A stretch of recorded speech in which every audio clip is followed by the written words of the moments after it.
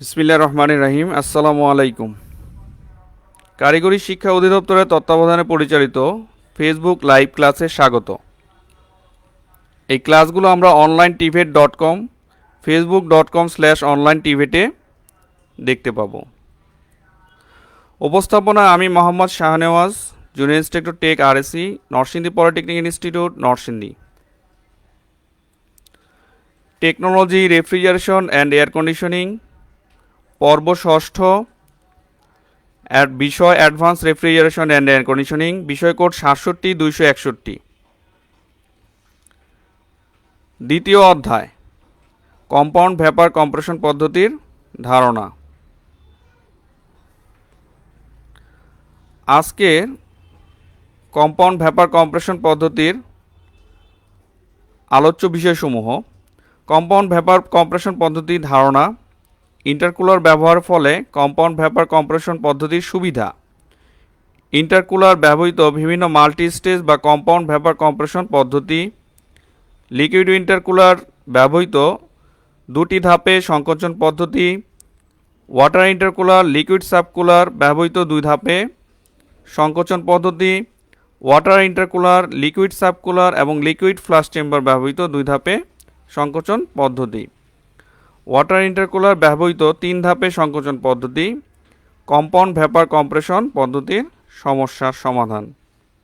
এই বিষয়গুলো আজকে আমরা শিখব ইনশাআল্লাহ।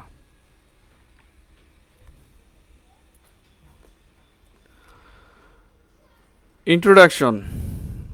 কম্পাউন্ড ভ্যাপার কম্প্রেশন পদ্ধতি মূলত যৌগিক বাষ্প সংকোচন পদ্ধতি।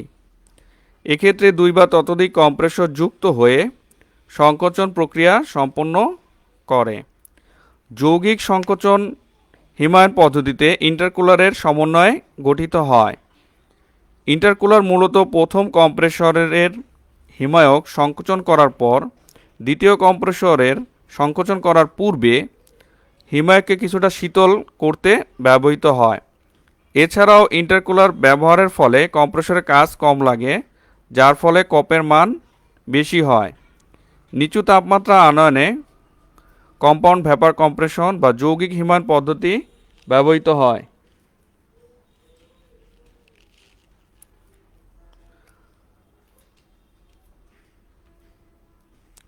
আমরা আজকে কম্প্রেসরের কাজ কিভাবে কম লাগে এবং কোপ কিভাবে বৃদ্ধি পায় সে বিষয়গুলো দেখব, এবং ইন্টারকুলার ব্যবহারের ফলে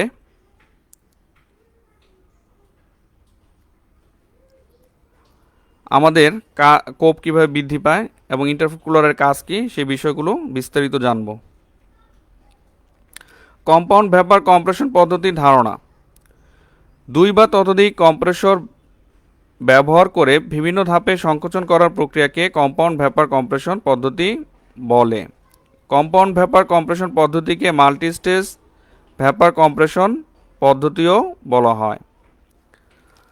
এখানে তোমরা দেখতে পাচ্ছ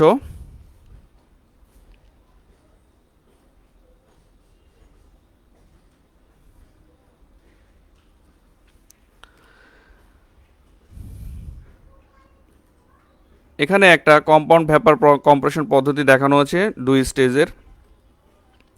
এখানে দুইটা কম্প্রেসর ব্যবহার করা হয়েছে, তোমরা দেখো।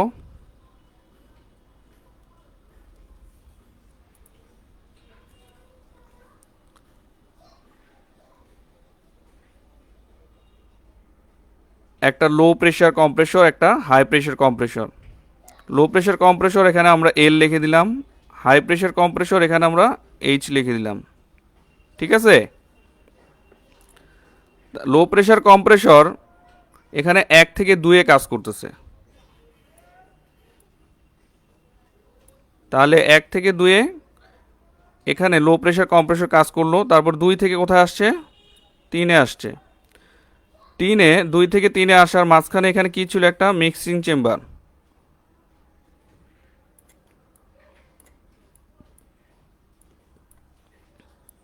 ঠিক আছে, এখানে একটা মিক্স চেম্বার আছে। মিক্স চেম্বারটা কি করছে আমরা দেখি। এখানে তোমরা দেখো এখানে কি কি আছে। Low pressure compressor, mixing chamber, তারপরে এখানে high pressure compressor, condenser, expansion device একটা, তারপরে ফ্লাশ কুলার, তারপর আরেকটা এক্সপানশন ডিভাইস, তারপরে ইভ্যাপোরেটর, তারপরে আবার কম্প্রেসর। আবার এই ফ্লাশ কুলার থেকে আবার এখান দিয়ে সোজা চলে গেছে মিক্সিং চেম্বারে। ঠিক আছে, তাহলে 1 থেকে 2-এ কম্প্রেশন হওয়ার পরে এই 2 থেকে 3-এ যে আসছে, এখানে দেখো হিট ছেড়ে দিছে, তাপ কমে গেছে। তাপ কমছে কিভাবে? এখানে ফ্লাশ চেম্বার থেকে যেই বাষ্প রেফ্রিজারেন্টটা আসতেছে, সেই বাষ্প রেফ্রিজারেন্টের সাথে এই 1 নম্বর কম্প্রেসরের বাষ্প রেফ্রিজারেন্ট মিক্সড হয়েছে। দুইটা মিক্সড হওয়ার পরে এখানে কিছু তাপমাত্রা কমছে, তাপ কমে গেছে। ঠিক আছে, তাপ কমার ফলে এখানে 2 থেকে 3-এ চলে আসছে। তাহলে আমাদের এই ফ্লাশ চেম্বারটা যদি না থাকতো তাহলে কি হতো? এখানে তাপটা কমতো না।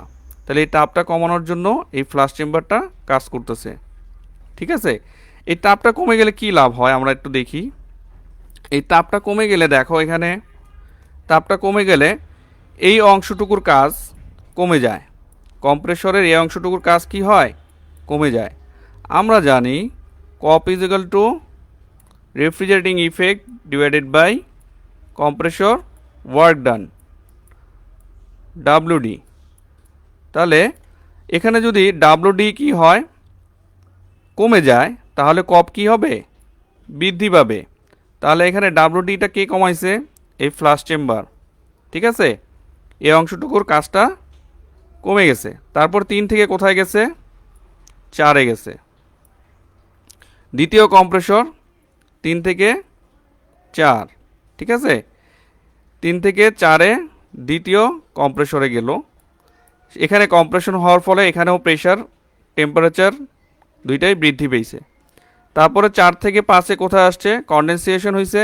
কনডেনসেশনের পরে এই সম্পৃক্ত তরল হয়েছে। তারপরে একটা এক্সপানশন ডিভাইস, এই এক্সপানশন ডিভাইস 5 থেকে 6-এ আসছে। 5 থেকে 6-এ একটা এক্সপানশন ডিভাইস, 6-এ আসার পরে কোথায় গেছে? ফ্লাশ চেম্বারে। তো এই ফ্লাশ চেম্বার থেকে একটা 7-এর দিকে চলে গেছে। ঠিক আছে, আরেকটা চলে আসছে 8-এ। তাহলে এই ফ্লাশ চেম্বারটা তো 7-এ যাওয়ার ফলে এখানে কম্প্রেসরের ওয়ার্ক কমাইছে, কপ বৃদ্ধি করছে। আবার যখন 6-এ আসছে তখন দেখো রেফ্রিজারেটিং ইফেক্ট বৃদ্ধি করছে। 6 থেকে যখন 8-এ আসছে তখন দেখো রেফ্রিজারেটিং ইফেক্ট বৃদ্ধি করছে। 6 থেকে কোথায় আসছে? এই দেখো 8-এ আসছে। কিভাবে? এই ফ্লাশ চেম্বারের মাধ্যমে, তাই না? তাহলে 6 থেকে 8-এ আসার ফলে এই রেফ্রিজারেটিং ইফেক্টটা কী হয়েছে? এই অংশটুকু বৃদ্ধি পাইছে। তাহলে আমরা জানি রেফ্রিজারেটিং ইফেক্ট বৃদ্ধি পাইলেও কপ বৃদ্ধি পায়, কম্প্রেসর ওয়ার্ক ডান কমে গেলেও কপ বৃদ্ধি পায়। তাহলে এই ফ্লাশ চেম্বারটা কী কাজ করতেছে? দুইটা কাজ করতেছে। এখানে একে আমাদের কাজ কমা দিচ্ছে, আবার এখানে কম্প্রেসরের কাজ কমা দিচ্ছে, আর এখানে রেফ্রিজারেটিং ইফেক্টটাও বৃদ্ধি করছে। তারপরে দেখো 8 থেকে 9-এ চলে আসছে। 8 থেকে 9-এ আরেকটা এক্সপানশন ডিভাইসের কাজ। এই এক্সপানশন ডিভাইসের কাজের ফলে এটা 8 থেকে 9-এ আবার প্রেশার কমে আসছে। কমে আসার পরে তারপরে কোথায় গেছে? ইভ্যাপোরেটরে। ইভ্যাপোরেটরে বাষ্পায়ন হয়েছে। বাষ্পায়ন হওয়ার ফলে এটা 9 থেকে কোথায় চলে আসছে? 1-এ চলে আসছে। তারপরে আবার 1 থেকে আবার কম্প্রেসর ঢুকে পড়ছে। তাহলে আমরা বলতে পারি যে এখানে ফ্লাশ চেম্বার রেফ্রিজারেটিং ইফেক্ট এবং কম্প্রেসর ওয়ার্ক ডান দুইটাই কমায়। অর্থাৎ এই ফ্লাশ চেম্বারটি কী করতেছে? কপ বৃদ্ধি করতেছে। ঠিক আছে, আমরা যদি দেখো আমরা মাল্টি স্টেজ কম্প্রেসর কেন ব্যবহার করি। এখানে যদি আমরা একটা বড় কম্প্রেসর ব্যবহার করতাম, এই ফ্লাশ চেম্বার, মিক্সিং চেম্বার আর দুইটা কম্প্রেসর না ব্যবহার করতাম, তাহলে কি হতো? তাহলে এখান থেকে সরাসরি কম্প্রেসর হওয়ার ফলে 1 থেকে 2 প্রাইম এখানে চলে আসতো। তাহলে দেখো এই অংশটুকুর কাজ বেশি লাগতো, এই অংশর কাজটাকেও বেশি লাগতো। এখন আমরা এই অংশটুকুর কাজ কি করতেছি? এই ফ্লাশ চেম্বার এবং 2 স্টেজ হওয়ার কারণে কম লাগতেছে। তো এইটা তাহলে মাল্টি স্টেজ আমাদের এখান থেকে আমরা বুঝতে পারলাম যে এটা কি করে? কপ বৃদ্ধি পায়, কম্প্রেসর ওয়ার্ক ডান কমায়। বুঝা গেছে? আমার সাউন্ড আশা করি শোনা যাচ্ছে। এটা একটা পিএইচ ডায়াগ্রাম তোমরা দেখতে পাচ্ছ, প্রেশার এবং এনথালপি ডায়াগ্রাম। ঠিক আছে, এরপর আমি চলে যাচ্ছি 2.2-এ। তাহলে এখানে বলা আছে কম্পাউন্ড ভ্যাপার কম্প্রেশনে ইন্টারকুলারের ব্যবহারের সুবিধা। তো একটু আগে আমরা দেখলাম যে ইন্টারকুলারের ব্যবহারে আমাদের কি কি সুবিধা পাওয়া যায়, তাই না? সুবিধাগুলি তাহলে তোমরা এই একটু আগের বর্ণনা যদি ভালোভাবে বুঝতে পারো তাহলে তোমরা এই ইন্টারকুলারের কাজটা সুবিধার ব্যবহারের সুবিধা তোমরা নিজেরাই বলতে পারবা, এটা আমি আশা করতেছি বলতে পারবা। তারপর আমরা একটু পড়ে নিচ্ছি, দেখি এখানে কি বলছে। এখানে বলা আছে দেখো, প্রতি কেজি রেফ্রিজারেন্ট সংকোচন করতে কম্প্রেসর করতে কাজ সিঙ্গেল স্টেজের তুলনায় কম লাগে। তাহলে সিঙ্গেল স্টেজের তুলনায় একটু আগে আমরা দেখলাম কাজ কম লাগে, কম্প্রেসর ওয়ার্ক ডান কমায় দেয়। আয়তনিক দক্ষতা বৃদ্ধি পায়, এটা আয়তনিক দক্ষতা বৃদ্ধি পায়। লিকেজ লস কম হয়। এটি সমমানের টর্ক সরবরাহ করে, ফলে ছোট আকারের ফ্লাইহুইলের প্রয়োজন হয়। কম তাপমাত্রার কারণে সঠিক লুব্রিকেশন সম্পন্ন হয়। কম্প্রেসর ব্যয় কমায়, কপ বৃদ্ধি পায়। যেহেতু কম্প্রেসর কাজ কমায় তার মানে এটার ব্যয়ও কমায়। তাহলে কি হয়, কপ কপ কপ মানে আমরা কি জানি, কোএফিসিয়েন্ট অফ পারফরমেন্স, অর্থাৎ দক্ষতা বৃদ্ধি পায়। বুঝা গেছে? তাহলে এখানে দেখো এই 1 নম্বর একটা কম্প্রেসর এখানে দেখানো হচ্ছে। এই কম্প্রেসর থেকে কোথায় আসছে, 1 নম্বর কম্প্রেসর থেকে 2 নম্বর কম্প্রেসরে যাওয়ার মাঝখানে একটা একটা ওয়াটার কুলার ব্যবহার করা হয়েছে, ওয়াটার ইন্টারকুলার। ওয়াটার ইন্টারকুলার এখানে ব্যবহারের ফলে এটাও কি করছে, কাজ কমে গেছে। আমরা যদি এভাবে ড্র করি একটা ফিগার, দেখো ঠিক আছে, এখন যদি ড্র করি দেখো 1 নম্বর থেকে 2 নম্বরে আসছে। 1 থেকে 2 হলো প্রথম কম্প্রেসর, তারপরে 3 থেকে 4 হলো দ্বিতীয় কম্প্রেসর। তাহলে এখানে এই কুলারটা কি কাজ করছে, এই অংশটুকু তাপমাত্রা তাপটা কমায় দিছে, তাই না? তাপটা কমায় দেওয়ার ফলে এই অংশটুকুর কাজটা কি কি কম লাগছে আমাদের এই অংশটুকুর কাজটা বেশি লাগতো, তাহলে এই অংশটুকুর কাজটা কমায় দিছে। ঠিক আছে, বোঝা যাচ্ছে তো? তাহলে একটা কম্প্রেসর, এই 2 স্টেজ কম্প্রেসরের ক্ষেত্রে মাঝখানে যদি আমরা একটা ওয়াটার ইন্টারকুলার ব্যবহার করি তাহলে এই কম্প্রেসর ওয়ার্ক ডানটা কমে আসে, কপ বৃদ্ধি পায়। তারপরে এখানে বলা আছে ইন্টারকুলার ব্যবহৃত বিভিন্ন মাল্টি স্টেজ বা কম্পাউন্ড ভ্যাপার কম্প্রেশন পদ্ধতি। এই ওয়াটার ইন্টারকুলার ব্যবহার করার ফলে যে কতগুলি পদ্ধতি আছে এটা আমরা একটু দেখিনি। লিকুইড ইন্টারকুলার ব্যবহৃত 2 ধাপে সংকোচন। ওয়াটার ইন্টারকুলার 2 ধাপে সংকোচন। Water intercooler, liquid subcooler, liquid flash chamber ব্যবহৃত 2 ধাপে সংকোচন। Water intercooler, liquid subcooler, flash intercooler ব্যবহৃত 2 ধাপে সংকোচন। ফ্লাশ ইন্টারকুলার ব্যবহৃত 3 ধাপে সংকোচন পদ্ধতি। ওয়াটার ইন্টারকুলার ব্যবহৃত 3 ধাপে সংকোচন পদ্ধতি। ফ্লাশ চেম্বার ইন্টারকুলারের ব্যবহৃত 3 ধাপে সংকোচন পদ্ধতি।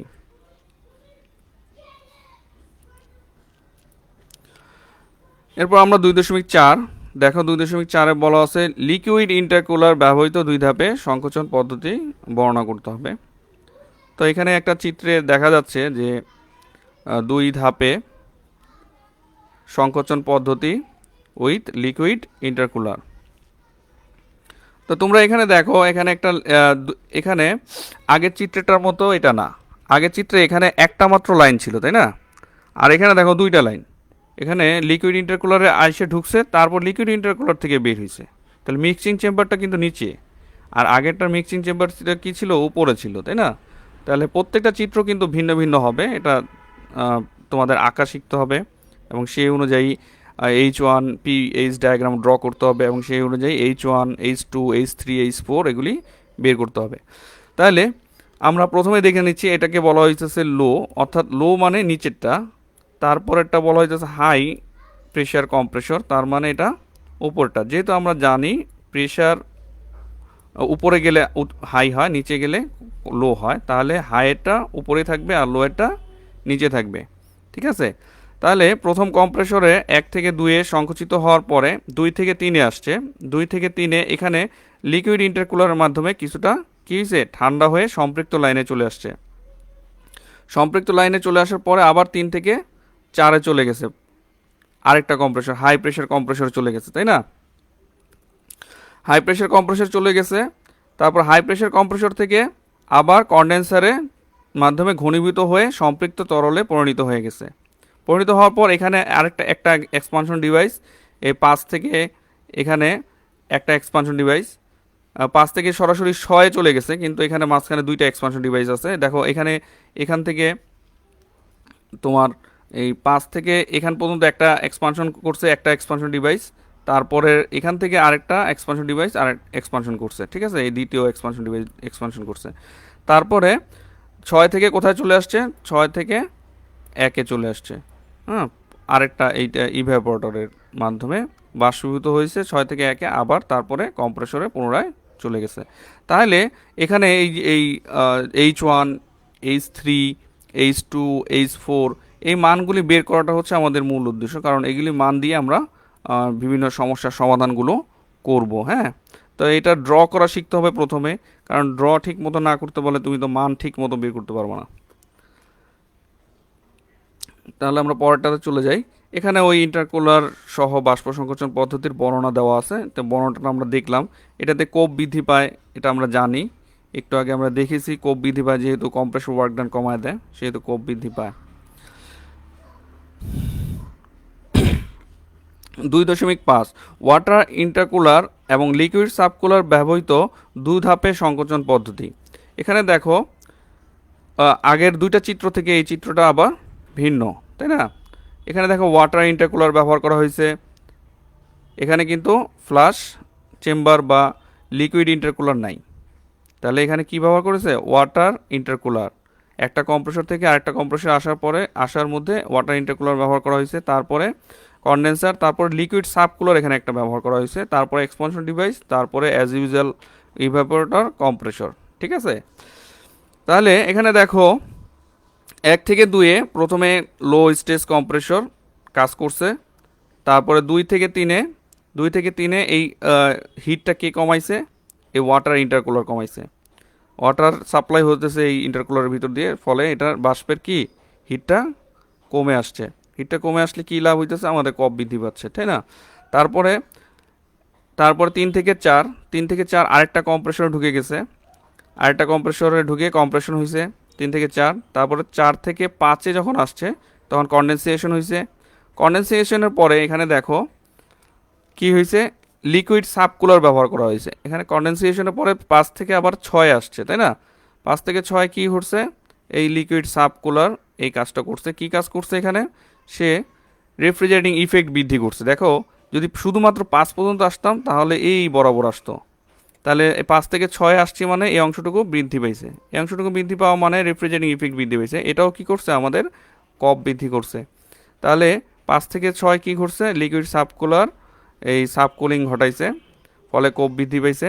তারপরে 6 থেকে 7-এ কি করছে, এক্সপানশন হয়েছে। এখানে দেখো প্রেশার কমে গেছে 6 থেকে 7-এ, 6-এ দেখো উপরে ছিল, 7-এ নিচে চলে আসছে। তাহলে 6 থেকে 7-এ কি হয়েছে, এক্সপানশন ডিভাইসে প্রেশার কমে গেছে। প্রেশার আমরা কেন কমাই, বয়লিং পয়েন্টটা কমে যাওয়ার জন্য, কমানোর জন্য কমাই, যাতে নিম্ন তাপও সে বাষ্পীভূত হতে পারে। তারপরে 7 থেকে কোথায় আসছে, 7 থেকে 1-এ আসছে। তাহলে 7 থেকে 1-এ কার কাজ আমরা জানি, ইভ্যাপোরেটরের কাজ। 7 থেকে 1-এ ইভ্যাপোরেশন হয়েছে, তারপর আবার পুনরায় 1 থেকে 2-এ চলে গেছে, পুনরায় আবার প্রথম কম্প্রেসর, তারপরে ওয়াটার ইন্টারকুলার, হাই কম্প্রেসর। এইভাবে তোমরা এটা সহজে বর্ণনা করতে পারবা। এখানে দুইটা ঘটনা ঘটছে, এখানে যেমন ওয়ার্ক ডাউনও কমছে, আবার কি এখানে রেফ্রিজারেটিং ইফেক্টও বৃদ্ধি পেয়েছে। তার মানে আমরা কোপ দুই দিক দিয়ে বৃদ্ধি পেয়েছে, তাই না? আচ্ছা, এখানে বর্ণনাল দেওয়া আছে যে রেফ্রিজারেটিং ইফেক্ট বৃদ্ধি পেয়েছে, তারপরে এখানে কোপ বৃদ্ধি পেয়েছে।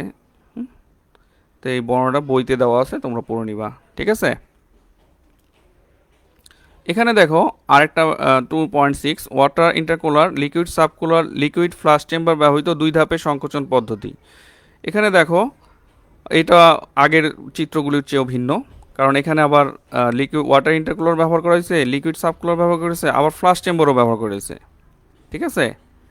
তাহলে আগের চিত্রগুলির চেয়ে এটা একটু ভিন্ন। তাহলে প্রত্যেকটা চিত্র কিন্তু ভিন্ন ভিন্ন, প্রত্যেকটা চিত্রের ডেফিনিশন ভালোভাবে সংজ্ঞা জানতে হবে এবং এইচ এর মানগুলি বের করা শিখতে হবে, ঠিক আছে, পিএইচ ডায়াগ্রাম থেকে।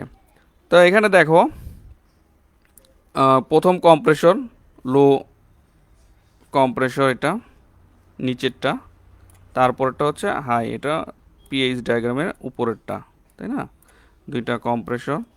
দুইটা কম্প্রেসরে এখানে দেখো 1 থেকে 2-এ প্রথম কম্প্রেসর, 1 থেকে 2, তারপরে কোথায় আসছে 2 থেকে 3-এ আসছে, অর্থাৎ 2 থেকে এই যে দেখো 3-এর পজিশনটা দেখা যাচ্ছে, 2 থেকে 3-এ আসছে, 2 থেকে 3-এ কি করছে, ওয়াটার ইন্টারকুলার ঠান্ডা করছে, তাই না? তারপর 3 থেকে আবার 4-এ আসছে, তো 3 থেকে 4 আসছে আরও ঠান্ডা হয়েছে। কীভাবে ঠান্ডা হয়েছে, মানে হিট ছেড়ে দিছে। এইটা এই যে ফ্লাশ চেম্বার থেকে যে বাষ্পটা আসছে সেই বাষ্পর মাধ্যমে কি হয়েছে, আরেকটু ঠান্ডা হয়েছে।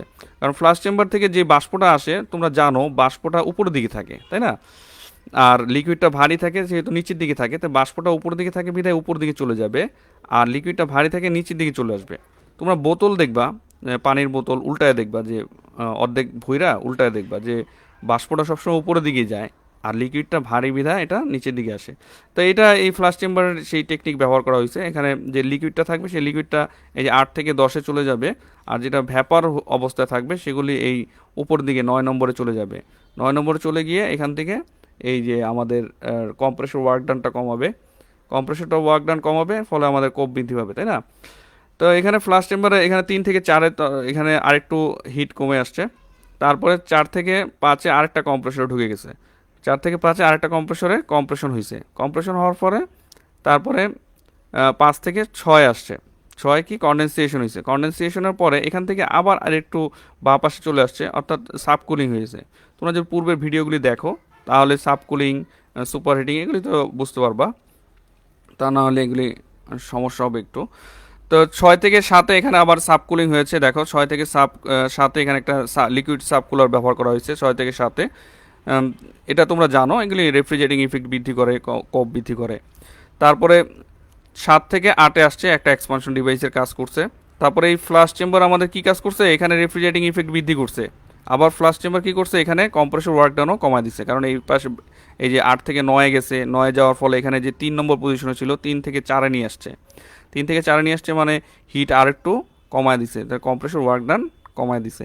তাহলে ফ্লাশ চেম্বার তোমরা এখন সংজ্ঞা বলতে পারবা ফ্লাশ চেম্বার কী কাজ করে, যে কম্প্রেসর ওয়ার্ক ডান কমায় দেয়, তারপরে রেফ্রিজারেটিং ইফেক্ট বৃদ্ধি করে, তাই না?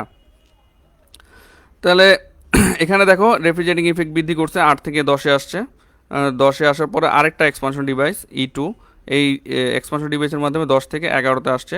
11 থেকে আবার কোথায় গেছে, আবার আরেকটা ইভ্যাপোরেটর ঢুকে গেছে, 11 থেকে 1-এ চলে আসছে, তার মানে আরেকটা ইভ্যাপোরেটর চলে আসছে, ইভ্যাপোরেশন হয়েছে, তারপরে আবার কম্প্রেশন ঢুকে গেছে। ঠিক আছে, তাহলে এই চিত্রটাও তোমরা শিখবা।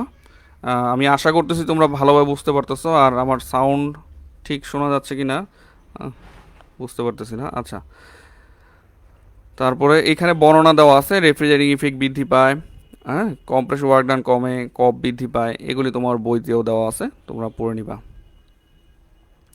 তারপরে দেখো 2.7 বলা আছে ওয়াটার ইন্টারকুলার ব্যবহৃত 3 ধাপে সংকোচন পদ্ধতি। তাহলে 3 ধাপে এখন সংকোচন করব আমরা।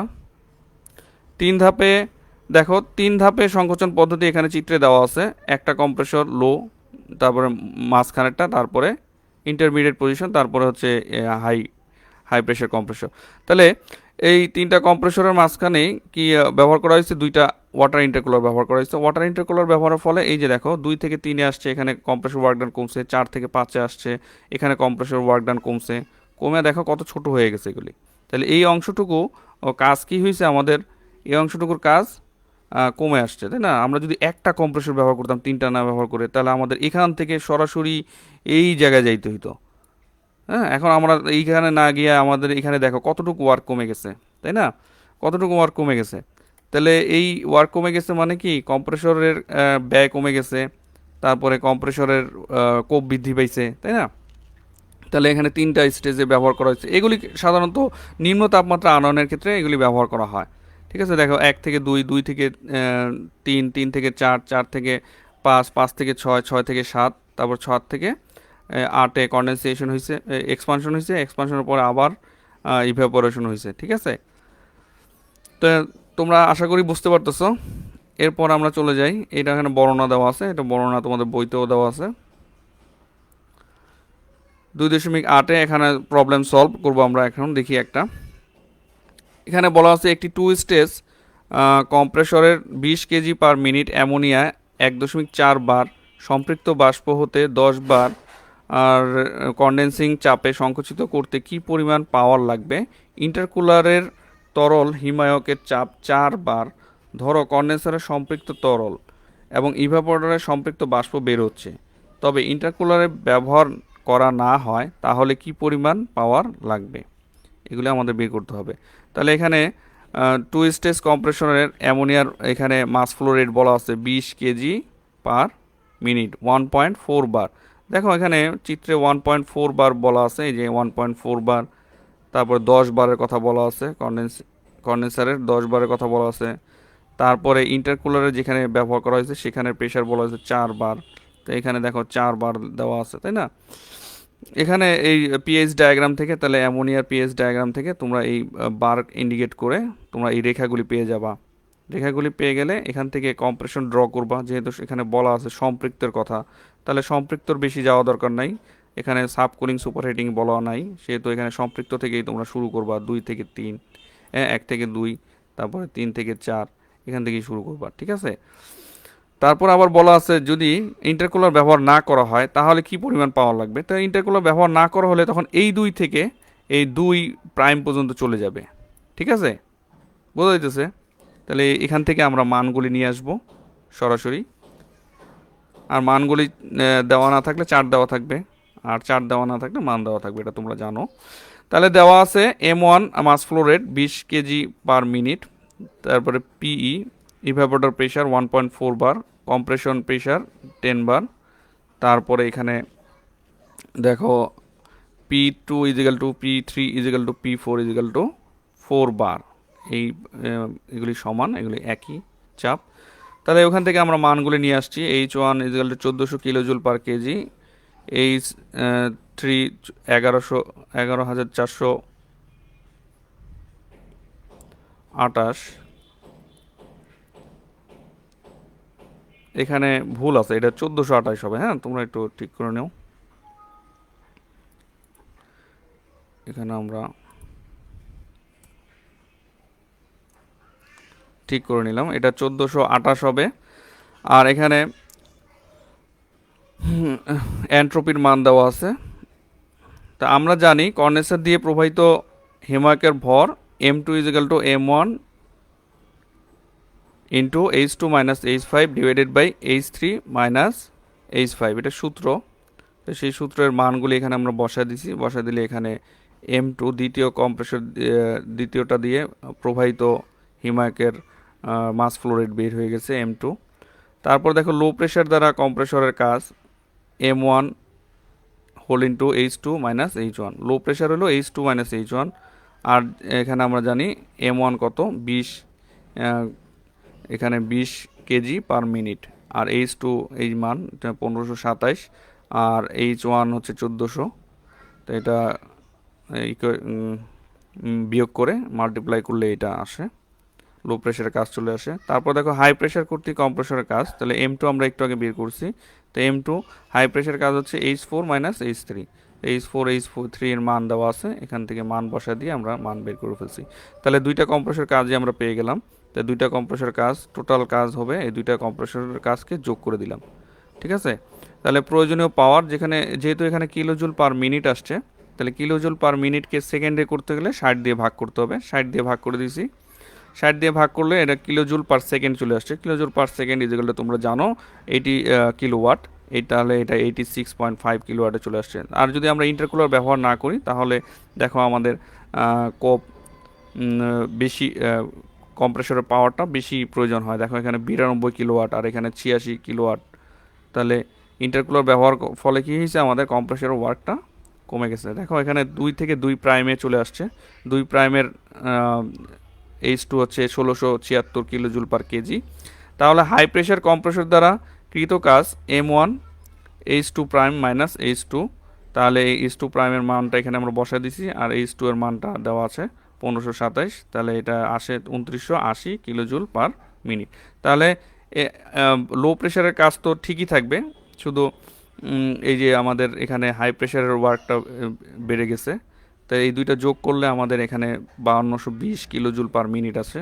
এটাকে আবার সেম একইভাবে মিনিটকে সেকেন্ডে নিতে গেলে 60 দিয়ে ভাগ করছি, ভাগ করলে কিলোজুল পার সেকেন্ড আসছে, kilojoule per second is equal two আমরা জানি কিলোওয়াট, তাহলে 92 কিলোওয়াট আসছে। দেখো এখানে ডিফারেন্সটা, এখানে যদি আমরা ইন্টারকুলার ব্যবহার করছি ফলে আমাদের দেখো 86.5 কিলোওয়াট লাগতেছে, আর ইন্টারকুলার ব্যবহার না করলে আমাদের লাগবে হচ্ছে 92 কিলোওয়াট। তাহলে কম্প্রেসর ওয়ার্ক ডান কি করে, ইন্টারকুলার বৃদ্ধি করে, এই কম্প্রেসর ওয়ার্ক ডান কমায়, ফলে আমাদের কোপ বৃদ্ধি পায়। ঠিক আছে, কম্প্রেসরে কাজ কম লাগে।